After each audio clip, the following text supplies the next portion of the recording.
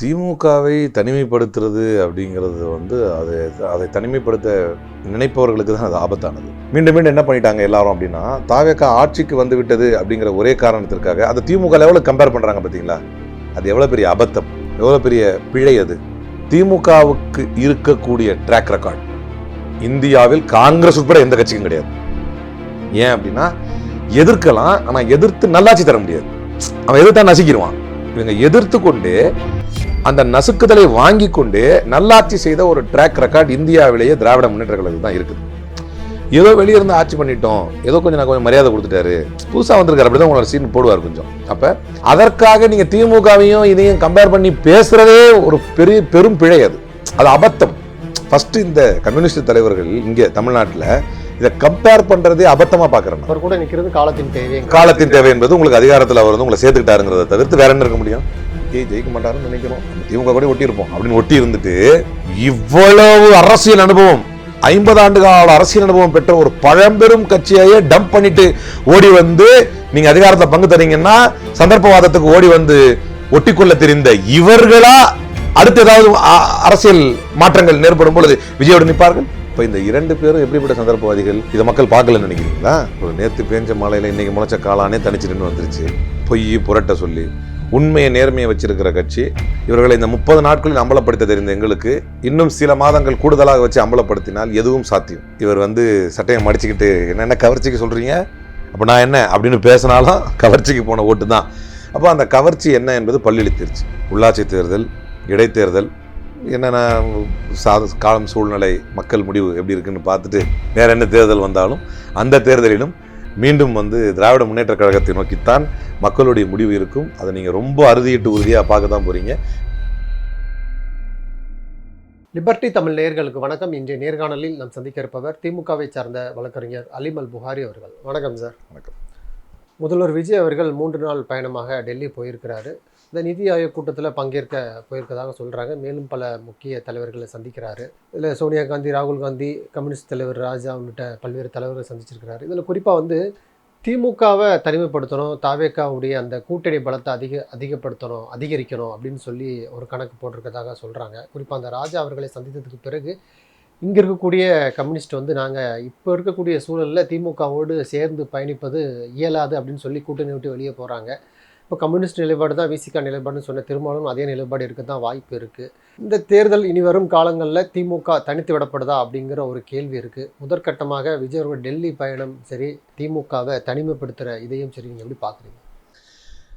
இல்லை, திமுகவை தனிமைப்படுத்துறது அப்படிங்கிறது அதை தனிமைப்படுத்த நினைப்பவர்களுக்கு தான் அது ஆபத்தானது. ஏன் அப்படின்னு சொன்னால், கடந்த காலங்களில் மரியாதைக்குரிய தலைவர் அவர்கள் எதற்கு பிரபலமானவர் அப்படின்னு சொன்னால், கூட்டணி கட்சிகளை அரவணைத்து செல்வதில் பிரபலமானவர். அந்த பேர் அவருக்கு ஏன் வந்தது அப்படின்னு சொன்னால், பல்வேறு நெருக்கடிகள் கூட்டணிகள் தரப்பிலிருந்து தரப்பட்ட போதும் அவர் தலைமையில் தான் கூட்டணி, ஆனால் அந்த தலைமையை ஏற்றிருந்த பல்வேறு கூட்டணிகள், காங்கிரஸோ விசிகாவோ, அவர்கள் வரம்பு மீறிய விமர்சனங்களை முன்வைக்கும் போதும் மற்ற சங்கடங்களை ஏற்படுத்திய போதும் அவர் வெளிப்படுத்திய அந்த நிதானம், பொறுமை தான் மக்கள் மன்றத்தில் அவரை கூட்டணியை அரவணைத்து செல்லத்தக்க தகுதிமிக்க தலைவர் அப்படின்னு பார்த்துச்சு. இப்போ அப்படியே நீங்கள் அதை தலைகீழ பார்த்தீங்கன்னா, அந்த கூட்டணியிலிருந்து வென்றுவிட்டு மக்கள் பார்க்குறாங்கல்ல, அந்த கூட்டணியிலிருந்து வென்றுவிட்டு ஒரு அமைச்சரவை வாய்ப்பு கிடைக்கிறது அல்லது அதிகாரத்தில் பங்கெடுப்பதற்காக வாய்ப்பு கிடைக்கிறது என்பதற்காக அவரளவுக்கு திறமை இல்லாத ஒரு நபர் போகும்போது கூட அவங்களால அதை நியாயப்படுத்த முடிஞ்சு மக்கள் மன்றத்தில். வெளியே போகிறப்ப இல்லை, ஒரு ஆட்சிக்கான வாய்ப்பு இருக்குது, அவரும் திராவிடத்தை ஏற்றவர் தானே, அவரும் பெரியாரை ஏற்றவர் தானே, கொள்கை தலைவராக வச்சிருக்கிறவர் தானே, அவர்கிட்ட போனால் என்ன தப்பு அப்படின்னு போகும்போது நியாயப்படுத்தியவர்கள் இந்த 1 மாத காலத்தில் அந்த நிலைமையே வேற. இதையும் மக்கள் பார்க்குறாங்க. அப்போ இந்த கூட்டணி கட்சிகளை நிதானத்தோடும் தலைமைத்துவ பண்போடும் எடுத்து சென்ற ஒரு தலைவருக்கு அதே கூட்டணியினர் அவருடைய கூட்டணியில் இருந்து அவருடைய முகத்தை பிராண்டாக காட்டி அவரை முதல்வர் வேட்பாளராக முன்னிறுத்தி பெற்ற வாக்குகளை, பெற்ற எம்எல்ஏக்களை கொண்டு போய் ஒரு கட்சிக்கு கொடுத்து விட்டார்கள். அது எந்த கட்சி அப்படின்னு சொன்னால், இவர்களை மட்டும் இழுக்கவில்லை, பாஜகவோடு சேர்ந்து நின்ற காமராஜையும் உள்வாங்கி இருக்கக்கூடிய கட்சி. பாஜகவோடு சேர்ந்து நின்ற எந்த கொள்கை தெளிவும் இல்லாத ஒரு 25 பேரை இனிஷியலாக இழுத்து அதற்கு பிறகு இப்போ அதுலேருந்து ஒரு 4 பேரை வந்து வாங்கியிருக்கக்கூடிய ஒரு கட்சி. அது இந்த 30 நாட்களிலேயே 33 நாட்களிலேயே அதனுடைய நிலைப்பாடு பல்லிழித்திருக்கக்கூடிய ஒரு கட்சி. அங்கே இவர்கள் போய் சேர்ந்திருக்கிறார்கள். இந்த ஒரு வரலாற்று நாயகன், அதுதான் வரேன், நீங்கள் அடுத்து அதை நியாயப்படுத்தி சொல்லுங்கள். இந்த வரலாற்று நாயகனுக்கு இவ்வளோ பெரிய துரோகத்தை இவர்கள் செய்திருக்கிறார்களே என்று மக்கள் என்றைக்கோ தலைவர் பின்னால் திரண்டு விட்டார்கள். அதனால் அது நல்லது தான், போட்டுமே. இப்போ தமிழ்நாட்டினுடைய கால சூழல் வந்து திமுகவோடு சேர்ந்து பயணிக்க இயலாதுன்னு கம்யூனிஸ்ட் கட்சி தலைவர் அவர் சொல்கிறாரு. அதாவது கனி இருப்ப காய் கவர்ந்தற்று அப்படிங்கிற திருக்குறளோடு அவர் சொல்கிறாரு. அதாவது காங்கிரஸ் போனதை பற்றி ஜான் பிரிட்டாஸ் வந்து இந்தியா கூட்டணியில் சொன்னதை பார்த்தீங்க. 2 அமைச்சரவை சீட்டுக்காக இப்படி போயிட்டீங்களேன்னு. ஜான் பிரிட்டாஸும் ஒரு கம்யூனிஸ்ட் தான். வித்தியாசப்படலாம் இவர்களுக்கும் அவர்களுக்கும், சிபிஐக்கும் இந்த எம்முக்கும் வந்து வித்தியாசங்கள் இருக்கலாம். ஆனால் எல்லாரும் கம்யூனிஸ்ட் தான். இதே பதில் தான் வந்து யார் கேட்டாலும் நான் சொல்லுவேன். அப்போ அவரும் கம்யூனிஸ்ட் தானே. திமுகவை பலகீனப்படுத்துவது என்பது தவறானது. இது நீங்கள் மீண்டும் என்ன பண்ணிட்டாங்க எல்லாரும் அப்படின்னா, தாவேகா ஆட்சிக்கு வந்து விட்டது அப்படிங்கிற ஒரே காரணத்திற்காக அதை திமுக லெவலுக்கு கம்பேர் பண்ணுறாங்க. பார்த்தீங்களா, அது எவ்வளோ பெரிய அபத்தம், எவ்வளோ பெரிய பிழை அது. ஏன்னா ஒரு கட்சி 50 ஆண்டு கால வரலாற்றில், குறிப்பாக கடந்த 20 ஆண்டு கால வரலாற்றில் பாஜகவினுடைய எழுச்சியை பார்த்துருக்கக்கூடிய இந்த கடந்த 20 ஆண்டுகளில், நரேந்திர மோடியுடைய உள்ளே வந்ததுக்கு பின்னால் இந்த கடந்த 13 ஆண்டுகளில் மொத்தத்தில் இப்போ ப்ரோக்ரஸிவ் அலையன்ஸ், செக்குலர் அலையன்ஸ், இந்த மதசார்பற்ற முற்போக்கு கூட்டணியுடைய வயது கிட்டத்தட்ட 22 நினைவு சரியாக இருந்தால். மோடியுடைய இந்த ஆட்சி வந்தது ஒரு 13 ஆண்டுகள். இந்த காலகட்டத்தில் மட்டும், அதாவது ஆர்எஸ்எஸ்க்கும் பாஜகவுக்கும் மத்தியிலே மெல்லிய கோடு இருக்கிறது என்று சொன்ன வாஜ்பாய்க்கு பிறகு அந்த மெல்லிய கோடெல்லாம் அழிச்சிட்டு எல்லாத்தையும் ஒன்றா மிக்ஸ் பண்ணி ஃபுல் ஃபோர்ஸாக இவர்கள் இறங்கிய இந்த காலகட்டத்தில் திமுகவுக்கு இருக்கக்கூடிய ட்ராக் ரெக்கார்ட் இந்தியாவில் காங்கிரஸ் உட்பட எந்த கட்சிக்கும் கிடையாது. ஏன் அப்படின்னா, எதிர்க்கலாம், ஆனால் எதிர்த்து நல்லாட்சி தர முடியாது. அவன் எதிர்த்தா நசுக்கிடுவான். இவங்க எதிர்த்து கொண்டு அந்த நசுக்குதலை வாங்கி கொண்டு நல்லாட்சி செய்த ஒரு ட்ராக் ரெக்கார்ட் இந்தியாவிலேயே திராவிட முன்னேற்ற கழகத்துக்கு தான் இருக்குது. ஏதோ வெளியே இருந்து ஆட்சி பண்ணிட்டோம், ஏதோ கொஞ்சம் மரியாதை கொடுத்துட்டாரு, புதுசாக வந்திருக்காரு, அப்படி தான் உங்களோட சீன் போடுவார் கொஞ்சம். அப்போ அதற்காக நீங்கள் திமுகவையும் இதையும் கம்பேர் பண்ணி பேசுகிறதே ஒரு பெரும் பிழை. அது அபத்தம். ஏன்னா இவங்க ஆட்சிக்கு வந்துட்டாங்கன்றான். இதை மாதிரி ஆட்சிக்கு பலமுறை திமுக வந்திருக்கிறது. அங்கேயும் நீங்கள் கம்பேர் பண்ண முடியாது. இல்லை, இவர் வந்து பல ஆர்ட்ஸை he has come across all the arts. இதை விட பல ஆர்ட்ஸை கிராஸ் பண்ணி வந்த கட்சி திமுக. இல்லை, ஒரு நல்ல பாஜகவை எதிர்க்கிறதா சொல்கிறாரு, சொல்லி செஞ்சு அடிபட்டு மிதிபட்டு வதைபட்டு ட்ராக்ல நின்ற கட்சி திமுக. ஃபஸ்ட்டு இந்த கம்யூனிஸ்ட் தலைவர்கள் இங்கே தமிழ்நாட்டில் இதை கம்பேர் பண்ணுறதே அபத்தமாக பார்க்குறேன்னா. இப்போ சொன்னார் அவர், பார்த்தேன், அவர் சார் வீரமணி சார் பேசுறதை பார்த்தேன். திமுக அதிமுக ஒரு நம்ம தவிர்க்க முடியாது, அதே நேரத்தில் அவரையும் நம்ம வந்து தவிர்க்க முடியாதுன்னா முதல்ல அந்த கம்பேரிசனே தப்பாச்சு.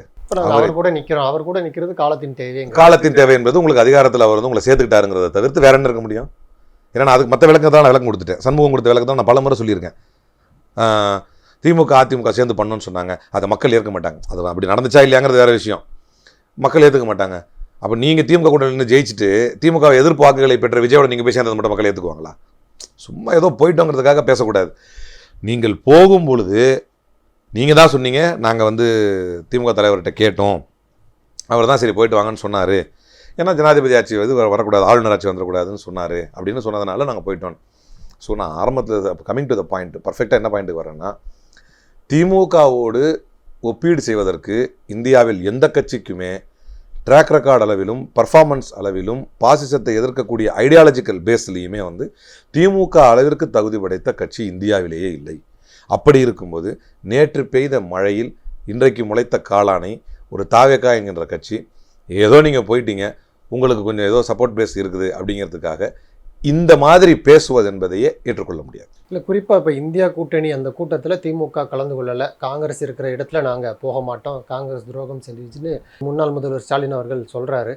அதற்கு பிறகு தான் இப்போ விஜய் அவர்கள் சோனியா காந்தியை சந்திக்கிறார், ராகுல் காந்தியை சந்திக்கிறாரு, கம்யூனிஸ்ட் கட்சி தலைவரை சந்திக்கிறாரு. இங்கே வந்து கம்யூனிஸ்ட் கட்சி திமுக கூட்டணியில் நாங்கள் இல்லை அப்படின்னு டிக்ளேர் பண்ணுறாங்க. அப்புறம் இந்தியா கூட்டணியில் நாங்கள் இல்லைன்னு திமுக ஒரு புறம் சொல்லுது, திமுக கூட்டணியில் நாங்கள் இல்லை அப்படின்னு சொல்லி. இல்லை, நீங்களே குழம்புறீங்க போல இருக்கு.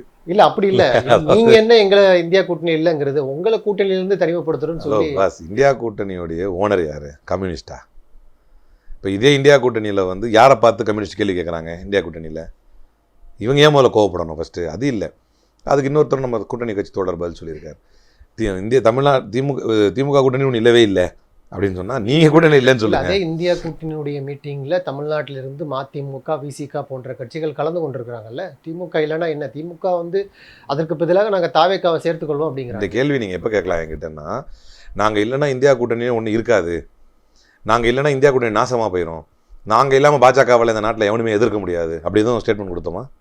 அப்போ தான் நீங்கள் இதெல்லாம் கேட்கலாம். கலந்து கொள்ளனாலே புறக்கணிக்கிறீங்கனாலே அந்த கூட்டணியில் இல்லைன்னு தானே அர்த்தம். ஆமாங்க, நாங்கள் அது உண்மை, அது 100% உண்மை. நான் கேட்குற கேள்வி உங்களுக்கு புரியுதா? நீங்கள் என்ன கேட்குறீங்கன்னா, நீங்கள் போகலன்னாலும் மதிமுக போகுது, விசிக போகுது, அதுக்கு நாங்கள் என்ன பண்ணுறது? நாங்கள் அவங்களோட இருக்கோம்னு காட்டுறாங்க. போட்டுமே, போனால் என்ன இருந்தா என்ன, நாங்கள் இந்தியா கூட்டணியில் இருக்கிறோம்னு சொல்கிறாங்க. நாங்கள் இடம்பெறாத கூட்டணியில் எவன் இடம்பெற்றால் எங்களுக்கு என்ன, எவன் இடம்பெறாவிட்டால் எங்களுக்கு என்னன்னு எங்களுடைய அமைப்பு செயலாளர் சொன்னார்ல, அதான பதில் உங்களுக்கு.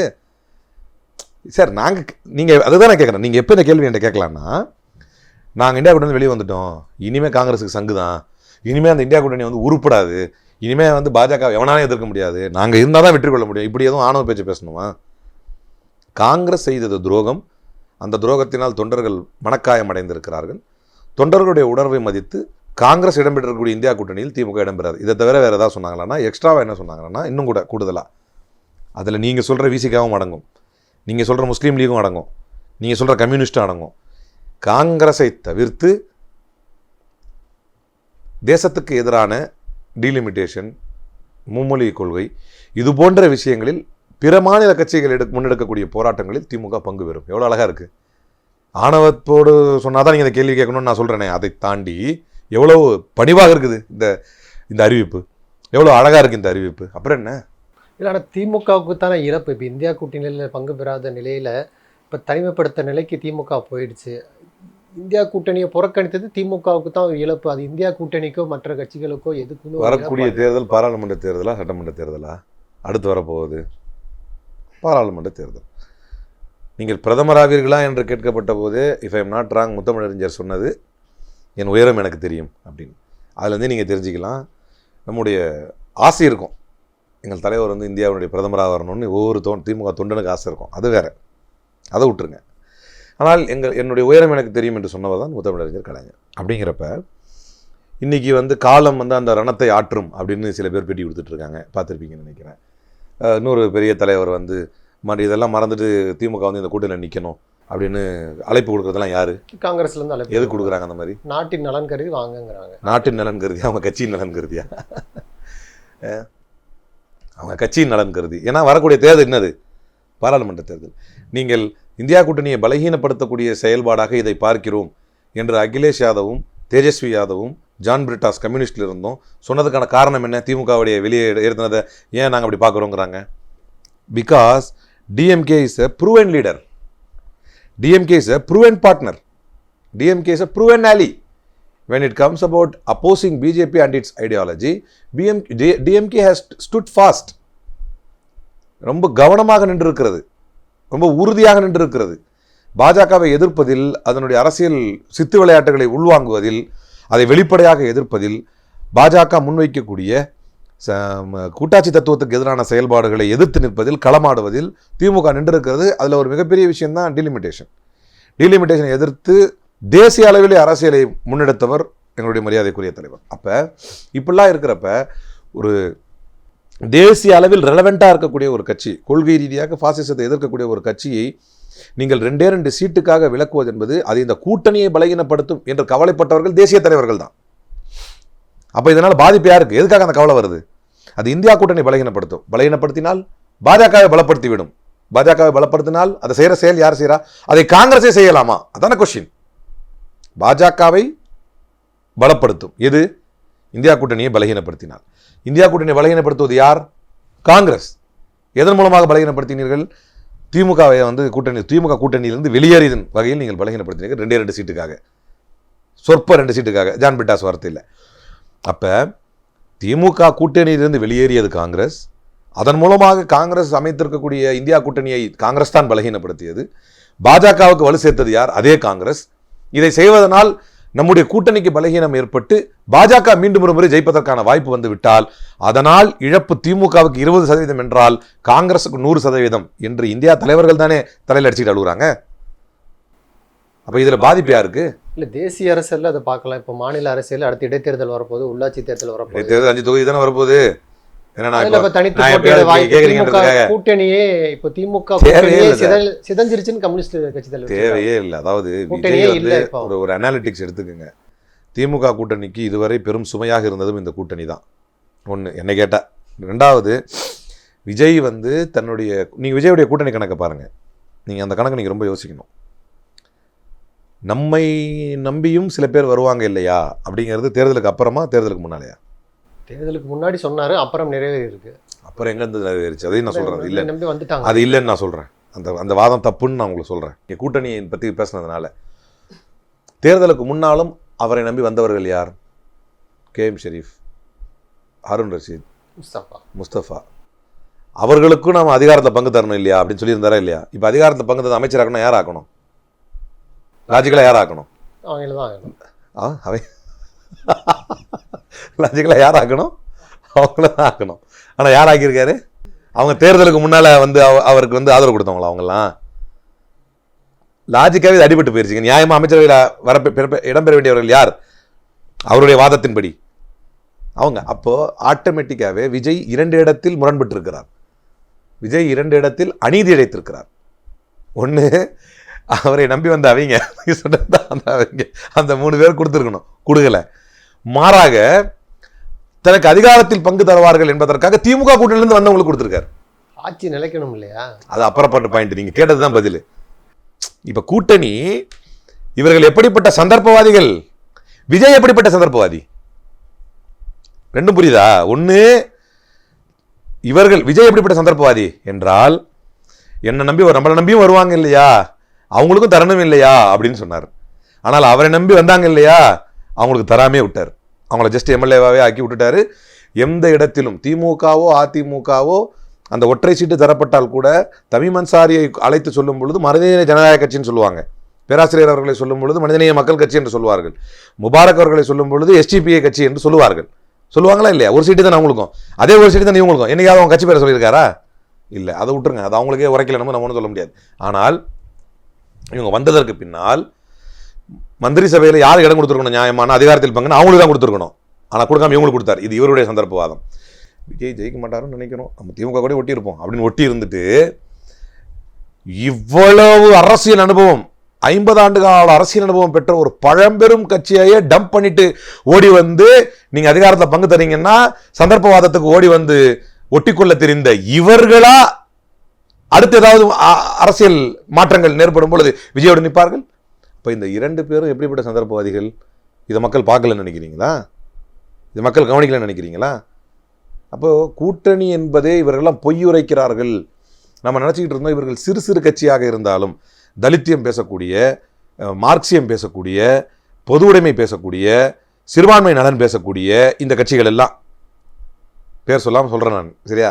இந்த கட்சிகள் எல்லாம் எவ்வளவு மோசமான சந்தர்ப்பவாதிகளாக இருக்கிறாங்க. அவர் டம்ப் பண்ணி விட்டு சந்தர்ப்பம் காட்டி இங்கே ஓடுறதுக்கு இவங்கள பார்க்குறோம்.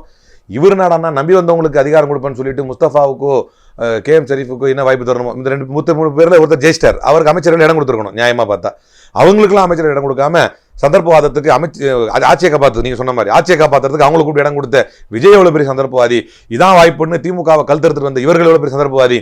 விட்றா, என்னைக்கு இருந்தாலும் திமுக நியாயமானவன்டா, கரெக்டாக இருந்தாண்டா, அவனுக்கு குத்துறா ஓட்டேன்னு மக்கள் குத்த தான் போகிறாங்க, நீங்கள் பார்க்க தான் போகிறீங்க. இதுக்கு பிறகு எது கவலைப்படணும்? கணக்கில் அது சாத்தியமே. ஆதவர்ஜுனா ஏற்கனவே சவால் விடுறாரு, தெம்பு இருந்தால் திராணி இருந்தால் ஒரு மேயரை ஜெயிச்சு காட்டுங்கிறாரு. இப்போ கூட்டணி இல்லாமல் தனித்து இருக்குது திமுக. உள்ளாட்சி தேர்தலில் நீங்கள் ஜெயிக்கலைன்னா நான் ஒத்த சைடு மீசை எடுத்துக்கிறேன் வேற சவால் வேற விட்டுருக்குறாங்க. அப்புறம் முடிஞ்சு போச்சு, கேள்வியே கேட்கக்கூடாது, அதுக்கு பதில் சவால் விட்டாச்சு. இல்லை, தனித்திருன்னு சாத்தியமா? அதாவது என்ன சொல்ல, நேற்று பேஞ்ச மழையில் இன்றைக்கி முளைச்ச காளானே தனிச்சு நின்று வந்துருச்சு. பொய் புரட்ட சொல்லி உண்மையை நேர்மையை வச்சிருக்கிற கட்சி இவர்களை இந்த 30 நாட்களில் அம்பலப்படுத்த தெரிந்த எங்களுக்கு இன்னும் சில மாதங்கள் கூடுதலாக வச்சு அம்பலப்படுத்தினால் எதுவும் சாத்தியம். மக்கள் ஏதோ ஒரு கவர்ச்சிக்கு ஓட்டு போட்டாங்க, கவர்ச்சி காட்டினார் அப்படிங்கிறதுக்காக கவர்ச்சிக்கு மயங்கி ஓட்டு போட்டு விட்டார்கள். இவர் வந்து சட்டையை மடிச்சுக்கிட்டு என்னென்ன கவர்ச்சிக்கு சொல்கிறீங்க, அப்போ நான் என்ன அப்படின்னு பேசினாலும் கவர்ச்சிக்கு போன ஓட்டு தான். அப்போ அந்த கவர்ச்சி என்ன என்பது பல்லிழித்திருச்சு. ஒரு மாதம் குளிக்காமல், ஒரு மாதம் வந்து பல் விளக்காமல், ஒரு மாதம் தலை சீவாமல் இருந்தால் அந்த கவர்ச்சி எப்படி இருக்குன்னு பார்ப்பாங்கல்ல, அது மாதிரி தான் ஆட்சியுடைய அவலம். ஒரு மாதத்தில் இந்த ஆட்சியுடைய அவலத்தை பார்த்தாச்சு.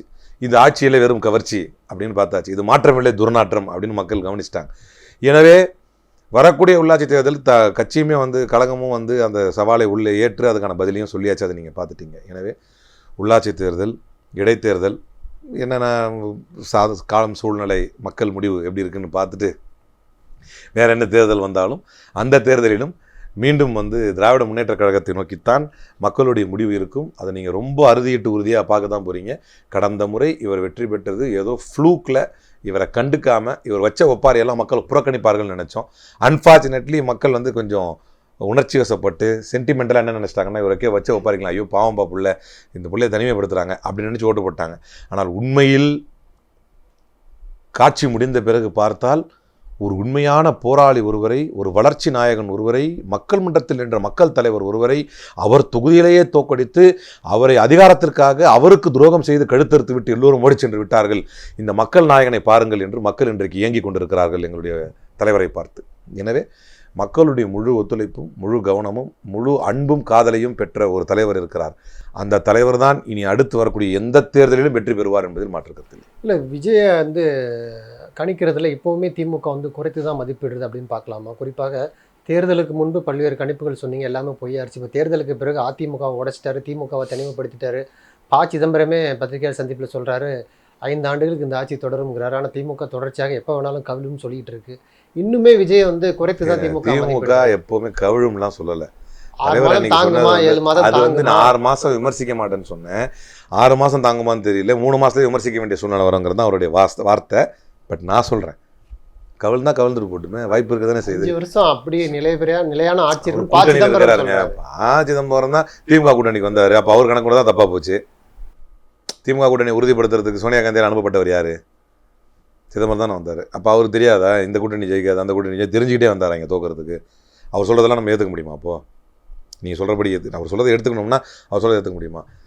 இப்போ கூட ஒன்று சொல்கிறேன், அவர் என்ன வார்த்தை கேட்டீங்க? விஜயை குறைத்து மதிப்பிட்டீங்களா? பலமாக இருந்த அதிமுகவை உடைச்சிட்டாரு, கூட்டாக இருந்த திமுகவை தனிமைப்படுத்திட்டாரு. இன்னுமே விஜயை தோப்பாரு, இடைத்தேர்தலில் தோப்பாரு, அடுத்த ஒரு தேர்தலில் தோப்பாருங்கிறது ஏற்கும்படியாக இல்லை. விஜயை குறைத்து மதிப்பிட்டு இருந்தார்கள் என்பதனால தான் அது வாஸ்தவமானது. எப்போனா தேர்தலுக்கு முன்னால் அதனுடைய விளைவு தான் விஜயை பற்றிய வாய் திறக்கவில்லை, விஜயை விமர்சிக்கவில்லை. விஜய் விடக்கூடிய பொய்களை வந்து இது வந்து ஒரு சமூக நீதி மண், இது வந்து ஒரு விழிப்புணர்வு மண், இது வந்து ஒரு பகுத்தறிவு மண், விஜய் விடக்கூடிய புருடாக்கள் எல்லாம் இந்த மக்கள் நம்ப மாட்டார்கள். நாம் வளர்ச்சியிலையும் வந்து நம்முடைய அடுத்த கட்ட திட்டங்களை பற்றி இந்த மக்கள்கிட்ட கொண்டு போகணும்னு நினச்சி கொண்டு போனாங்க. அந்த இடத்தில் விஜயை குறைத்து மதிப்பிடவில்லை, மக்களை அதிக மதிப்பிட்டு விட்டார்கள். மக்களுக்கு இதெல்லாம் புரியும் அப்படின்னு மக்கள் அதிகப்பட்டாங்க. அப்போது அதுதான் இப்போ மக்களை நம்ம அதிகப்படியாக மதிப்பிட்டுட்டோம், மக்களுக்கு சில விஷயங்களை புரிய வைக்க வேண்டியிருக்குது என்று விஜயை ஆட்சியில் அமர வைத்து, அந்த அமர வைக்கப்பட்டதற்கு பின்னால் அவர் ஆட்சியில் ஏற்படக்கூடிய அவலங்களை மக்களே பார்த்து இப்போ நம்ம குறைத்து மதிப்பிடுறோமா அப்படின்னா, இன்னைக்கு இளந்தலைவர் எதிர்க்கட்சி தலைவர் அறிக்கை கொடுத்துருக்கார், உங்கள் கட்சி சார்ந்த பெண்ணையும் உங்கள் கட்சியுடைய எம்எல்ஏ பண்ணக்கூடிய துன்பங்களை பாருங்கள்னு. அப்போ விமர்சிக்கலை, இன்றைக்கி அவர் தான் சிஎம், இப்போ கூட விமர்சிக்காமல் இருக்க முடியாது. எனவே இப்போ குறைத்தில்லை, அவரை அதிகமாக இப்போ மதிப்பிட்டு வச்சிட்டோம், ஏன்னா சிஎம் ஆயிட்டார். அப்போ அவரை முழுக்க அவரை மையப்படுத்தி, அவருடைய ஆட்சியின் அவலங்களை மையப்படுத்தி, அவருடைய கையாளாகத்தனத்தை மையப்படுத்தி, அவருடைய இயலாமையை மையப்படுத்தி, அவரை அம்பலப்படுத்தி, அவர் லாயக்கில்லாத மனிதர், அவர் வேண்டுமென்றே பேசிய பொய் புரட்டுகள், அவர் வந்து சும்மா மேம்பூச்சில் பூசிக்கொண்டு செய்த அந்த கவர்ச்சி வாதங்களை எல்லாம் நீங்கள் புரிந்து கொள்ள வேண்டும், அதனால் அவர் முதல்வர் பதவியில் அமர வேண்டும் என்று சொல்லிதான் நீங்கள் வெளியிருந்து ஆதரவு கொடுங்க என்று எங்கள் தலைவர் சொல்லியிருந்தார். அது சிறப்பாக நடந்து கொண்டிருக்கிறது. அவரை அதிகமாக நம்பிய மக்களிடத்தில் நீங்கள் அதிகமாக நம்பிட்டீங்க.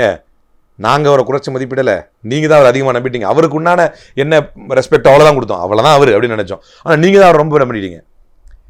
நாங்கள் உங்களை நம்பணும் அதிகமாக. நீங்கள் அவரை ஓவர் எஸ்டிமேட் பண்ணிட்டீங்க, நாங்கள் உங்களை ஓவர் எஸ்டிமேட் பண்ணிட்டோம். இந்த ரெண்டுமே தப்பாகி போச்சு. ஸோ பாருங்கள் அப்படின்னு கொஞ்சம் கூட குறைத்து மதிப்பிடாமல் டே 1லேருந்து அம்பலப்படுத்துகிறோம் அவரை. இப்போ லாஸ்ட்டாக சிங்கப்பெண் வரைக்கும் அம்பலப்படுத்தியிருக்கிறோம். ஏன்னா இந்த சிங்கப்பெண் திட்டத்தை பொறுத்த வரைக்கும் அது வந்து அந்த ஜியோலே பார்த்தீங்கன்னு சொன்னால் அதுக்கு வந்து இன்வெஸ்டிகேட்டிவ் ஒரு அத்தாரிட்டியோ அல்லது வந்து எஃப்ஐஆர் போடக்கூடிய அத்தாரிட்டியோ ஜூரிஸ்டிக்ஷன் அத்தாரிட்டியோ இருக்கிற மாதிரி தெரியல. இந்த சிங்கப்பெண் திட்டத்துக்கு. அது ஒரு எஸ்எஸ்எஃப், அதுக்கு அந்த அத்தாரிட்டி இருக்கிற மாதிரி தெரியல. அப்போ அதனால் என்ன ஆகும் அப்படின்னு சொன்னால், நீங்கள் போய் அது ஒரு எஸ்எஸ்எஃப் இதுக்குன்னு ஒரு டெடிகேட்டட் எஸ்எஸ்எஃப் யூனிட்டாக இதை உருவாக்கி லோக்கல் போலீஸ் ஸ்டேஷனுக்கு போனீங்கன்னா அவங்க என்ன சொல்லுவாங்கன்னா, இது வந்து இந்த மாதிரி சம்மந்தப்பட்ட சப்ஜெக்ட்டு, நீங்கள் சிங்கப்பெண் கிட்ட போங்க அப்படின்னுவாங்க.